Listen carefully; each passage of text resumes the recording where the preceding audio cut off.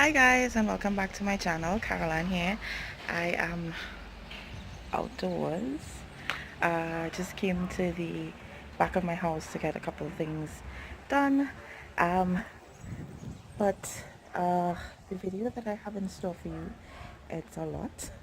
When I came home from work, which was just a couple moments ago, I did a little filming, just discussing uh, something that I'm very, very passionate about. And so I'm going to stop the intro and just share with you what I was, what I spoke about in my video. Yeah. So if you're interested, keep watching. It's about love and marriage. Love and marriage. Hi guys, so I just got home from work. I have to make a quick stop back out the road, but I was trying to do a video for you guys last night. I was going to it was about a topic that I have been having some discussions about with some people, and I don't know what happened. Like, the phone just literally crashed on me, so I wasn't able to finish filming it. But I was finished, but I decided that I wanted to add some other things, and yeah, so it crashed. So I lost the information there. So when I get home, like when I get inside, I will do the filming again. Yeah, I look super duper crazy though. But anyways, yeah, so I'll talk to you in a bit. Um, yeah. Hi guys, so as promised, I am at home inside, um, needing to take a nap before I head to church this evening because we actually have a youth week of prayer happening in church. So I'm a little bit tired because coming home and then going to church, um, yeah.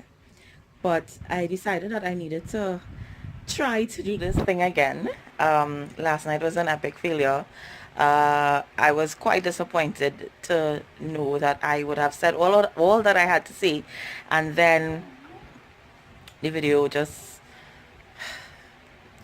but maybe what I was saying or saying to the end wasn't necessary. So let's see how this goes. So the topic was love and marriage, and I was talking about it because recently I've been having conversations with a couple of my friends about marriages and marriage for convenience, marriage for love or marriage for convenience. And it's kind of funny that some of them are anti marriage for convenience and some of them are pro. um, I I'm asking these questions because I'm looking on at the divorce rate. It's 50-50, still 50-50. Um, I don't know if things are going to get better in terms of that. And then I'm looking at the divorce rate even within the church, because I'm a Christian, and it's kind of morbid to look at the church, because the church should have a different stance and different value system um in terms of marriage, and it's the same. So of that 50-50, in the church it's 50-50, so it's like a real high statistic, and it's very, very sad when you think about it. So I was doing some polls, being a single woman myself, looking on and hoping to meet the right person someday and to get married someday. It's a little bit morbid, and so it makes me feel as though maybe singleness isn't so bad an option when you really think about it. And well, don't get me wrong, because I do have my moments when I feel lonely and I want companionship, and I'm getting older. Sometimes I have the urge to have kids, other times not so much.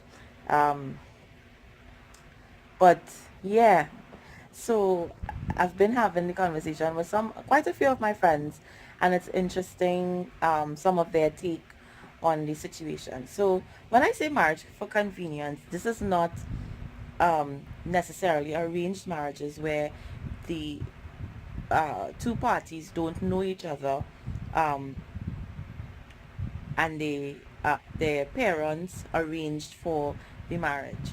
But this is two um, people who know each other, love each other platonically, and have come together, made an agreement to get married, because it is smart to do so. And when I say smart, I mean financially, they would be the two of them together would be better equipped to handle finances.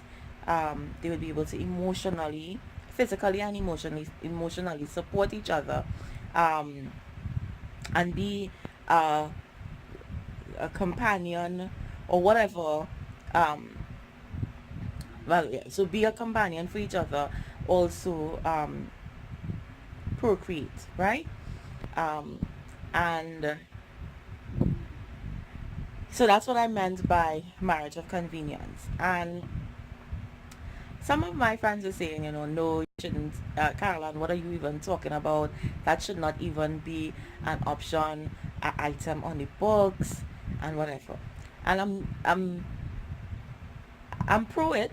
I'm pro marriage for convenience. Now, don't get me wrong either. Um, if I meet somebody that I love outside of just friendship, that I really love, that I feel like I would not be able to go another day without this person and whatever, then that that of course trumps marriage for convenience, because of course you've met somebody that you are compatible with and whatever. But I don't subscribe to the love that Hollywood, um that Hollywood has warped our minds to feel exists, like the love that will make you go out singing in the rain, and skipping, and butterflies in your stomach, and rainbows, and lemon drops coming down from heaven, like that love that Hollywood describes or portrays has given society a false sense of what love truly is. And so that when you actually get married, or you're in a relationship, and things are rocky, and you start to feel frustrated, and you wake up in the morning and you're feeling like, I can't take this person anymore, you walk out of a relationship because of that. And I'm saying that people say that they fall out of love and whatever, but I feel as though it's not falling out of love, but opting out of love, because loving somebody is a choice that you have to take daily, because it's a totally different individual. You are coming from a different background. It takes a lot to love somebody. It takes a lot for me to love my best friend, because sometimes I don't understand her and the way she thinks and whatever, and I have to willingly choose to love her every day, because she's a different individual. And if that is a um criteria for a best friend, far less for a spouse or significant other. Like, it takes work, and people don't understand that this thing that they say falling out of love, like, I don't believe in it. It's a choice. You can love someone but not like them in a moment. Like, so let's say one of your pet peeves is lying, and this person, well, this is a really bad example, like a poor example. Let me try to find another example. Oh, let's say you like when you all go out for him to open the door for you, but he's grown up in a culture where the women in his life have been independent, open the doors for themselves. His mother never taught him about chivalry and opening doors and all that lovely stuff. And you get angry. Would you say that you don't love the person because they don't open a door for you? No. So it's some really simple things that throw people off, that make them feel as though um they've fallen out of love. But you can not like somebody but love them. I know of people who don't like their children but they love their children, because your children will do things obviously to upset you in a moment. So you could not like them in a period, like in a moment, like in a day or two, because they irritate you. But would that change? Like if you love somebody, would that change the way you love? Like I'm not subscribed to it, so that's my hiccup with it.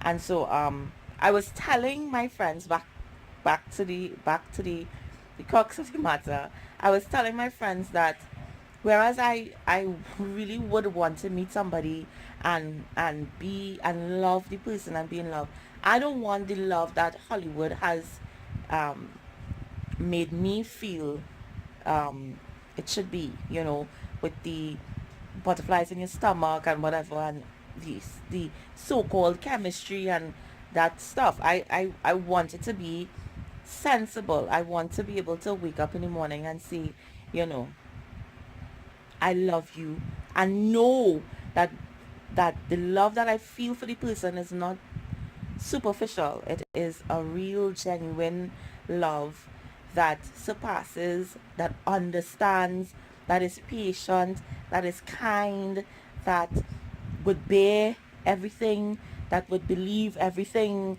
you know. That is the type of love that I want and I think that I deserve.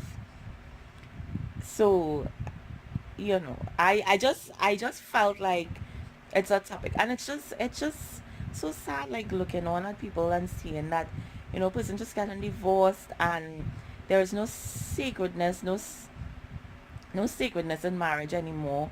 That people just walk out of relationships because he didn't squeeze the toothpaste. Like, who cares um where he squeezed the toothpaste from? Like, if you so have problems with how he squeezes the toothpaste, get toothpaste of your own. Have separate tubes. There are so many things that trivial things that we look at and we focus our energies on, when we should be really and truly choosing to love the person, because that's the vow that you took, right? To love the person in sickness and in health, for better or for worse, till death do you part. And I have this strong opinion on marriage. Now, notice that I said it's an opinion and it's not a fact. And of course, I know people would have problems with what I'm saying in the video, but that's fine, because everybody is entitled to their own opinion. Um, but yeah, so I have this strong opinion because I grew up in a home with both my parents, and I thank God daily, because I was blessed to have both my parents in my life. Um, they are now deceased, and to have my parents, both my parents, show me what love truly is. Um, they didn't always get along, and I think people need to understand that you won't always get along. You won't always see eye to eye, because again, it's two different people coming from two different backgrounds, um, two different personalities. Value systems should ideally be the same, but for the most part, it's two individuals coming into a marriage trying to make things work. And my parents used to fight, Leo. They used to fight like crazy. They used to um argue and be up till like 4 5 in the morning. And I would hear my dad say, like, my mom was basically a nag. Like, she used to just keep at it. Like, we not going to bed until the Bible says we don't let the sun go down on your wrath. And daddy would just be like, Pam, I really want to sleep. And she would be like, well, no, we're not going to sleep. We're not going to sleep until we resolve this issue. And there were times when you could tell, like, my parents did not like each other. Like, they were so angry and upset with each other, and they would go days without, showing the love and affection. But when they were good, they were good. And my father remained married to my mother till death. She got sick and had several strokes, was unfortunate, but he loved her till death. And I watched my father, she had her leg amputated. I watched my father love my mother in sickness. So I mean, to say that you and daddy, daddy wasn't a ordinary man, you know what I mean? Like, the things that I saw my mom do that could irritate any man, like, my father was irritated, but he stayed. This is why I'm saying that love is not that you fall out of love, but you opt out of it. And I think people of olden days, they understood the vows that they took and whatever. And let me put a little plug in here as well. I really believe that knowing who you're going to get married to is very important as well, because if it is you have no understanding or no real um like like I've seen people get married, they meet each other, they date for like all of 2 months, fall in love, get married, and then things start to go downhill, and then they say they want a divorce. Now, I'm also putting a disclaimer out here that I'm not saying that you can't meet somebody for 2 months and instantaneously click with this person. However, 2 months is not ideally enough time to, really get to truly know an individual. It's not. And you won't see all the person's flaws and quirks and whatever.